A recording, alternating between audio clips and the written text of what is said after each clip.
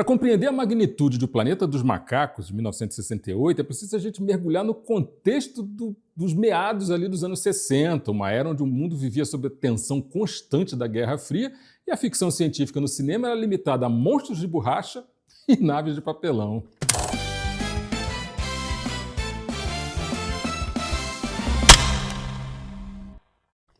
Fala, galera do bem! E é isso! Foi exatamente nesse cenário improvável que o produtor Arthur P. Jacobs decidiu adaptar o livro do Pierre Boulle, né? Embora o próprio autor não acreditasse muito no potencial da obra, porque ele mesmo considerava que o conceito de macacos agindo como humanos era alguma coisa infilmável e completamente satírico, né? Era uma piada pronta. O Jacobs enfrentou uma jornada pesada, galera. O cara recebeu uma enxurrada de negativas assim, carregadas de deboche de quase todos os grandes estúdios de Hollywood, porque eles tinham medo que o filme se tornasse uma comédia involuntária.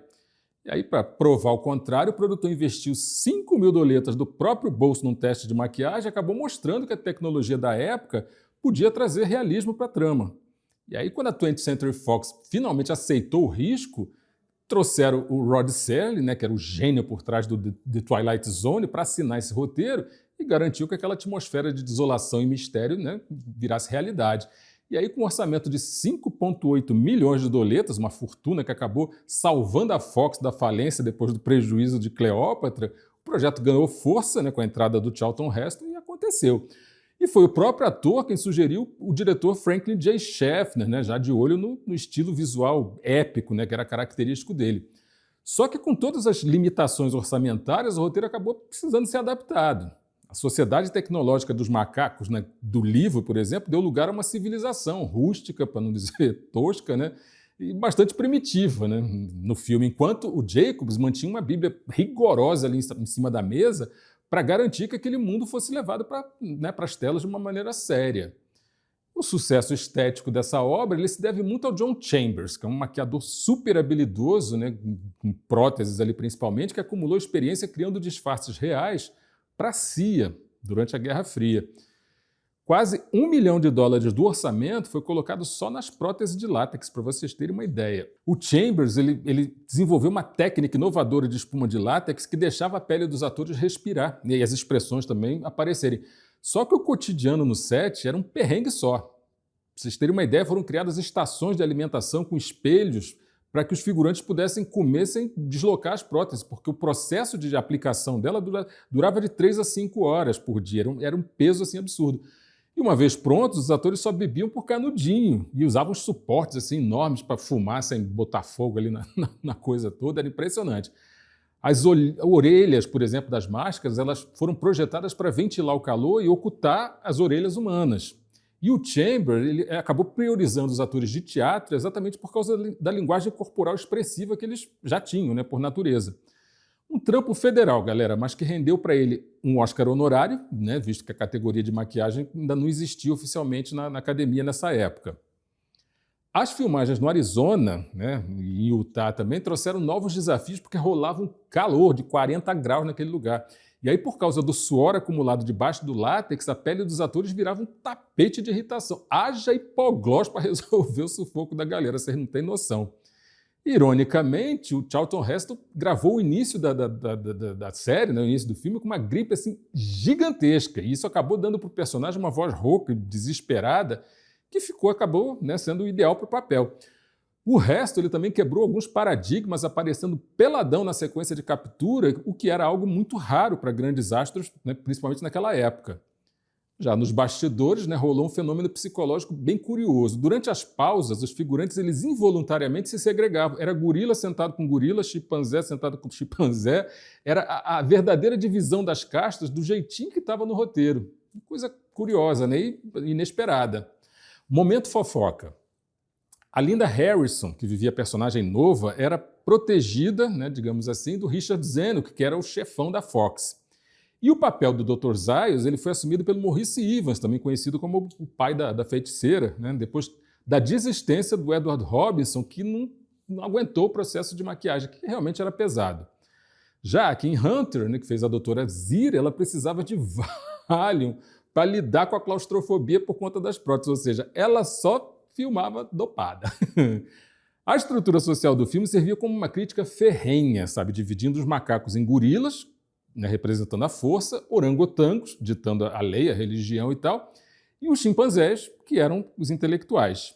Bem divididinho o negócio por ali. O beijo entre o Taylor e a Zira, ele desafiou tabus, né, a respeito da miscigenação de uma forma meio que metafórica. A cena do julgamento do Taylor, por exemplo, ela se tornou uma sátira ao macartismo e ao dogmatismo religioso, né, contra a ciência, porque expôs a arrogância do protagonista humano antes da inevitável queda final. A produção operava como uma fábrica, assim, com mais de 80 maquiadores simultâneos trabalhando mais de 18 horas por dia para dar conta de preparar elenco, figurante. É trabalho escravo que fala? Não sei, mas eu acho que é, né? Enfim, o desfecho do filme é um capítulo à parte. No rascunho do Rod Serling, né, o final rolava numa metrópole moderna.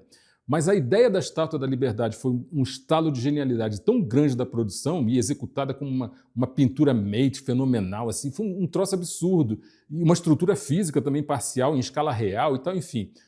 O segredo foi tão bem guardado que o elenco recebia roteiros com páginas em branco no final, resultando naquele que é considerado assim, o maior plot twist da história do cinema. Frases assim como "tire suas patas imundas de cima de mim, seu macaco maldito", acabaram entrando para a imortalidade do diálogo cinematográfico. A icônica Zuma Beach. Vocês estão percebendo que eu estou listando para vocês, né, algumas curiosidades, né, vocês estão conseguindo acompanhar aí por causa dos númerozinhos que estão aparecendo, para a gente não fazer aquela coisa da listinha, né, tipo assim, curiosidade 1, curiosidade 2, eu estou jogando aqui e a gente vai se entender. Se no final das contas você não entender alguma coisa, deixa aqui nos comentários que eu te respondo.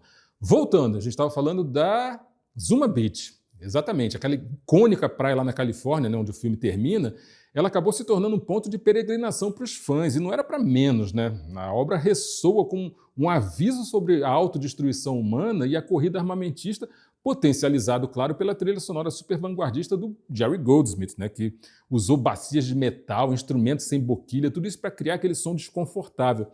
Diferente do livro, onde os macacos curiosamente falavam francês, a barreira linguística no filme tornou a revelação da fala simiesca muito mais aterradora.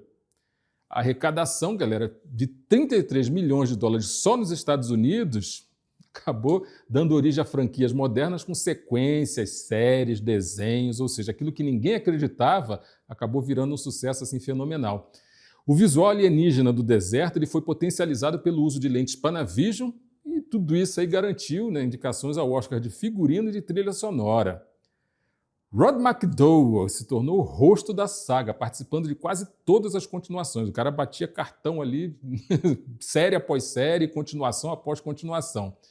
Embora o remake de 2001 tenha falhado em capturar aquela alma social do original, o reboot de 2011 ele é cheio de homenagens a essa obra de 68.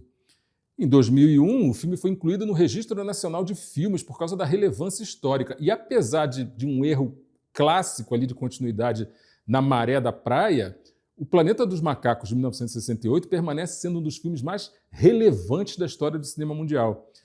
No fim das contas, esse filme, né, O Planeta dos Macacos, ele é muito mais do que um filme sobre primatas dominantes. Ele é um espelho desconfortável colocado na frente da nossa própria civilização.